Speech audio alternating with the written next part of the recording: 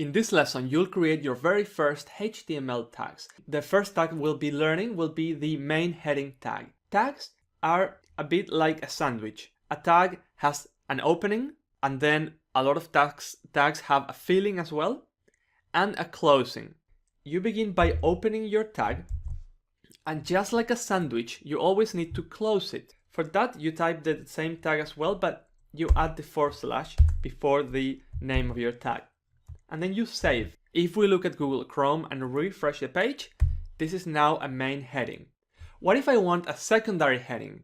I can use the h2 tag and type something like the sky is blue. Save, refresh the page, and we've got a second heading. The water is cold. Will be some other text that we'll be adding. So HTML tags are the way for us to tell the page how we want to display our content.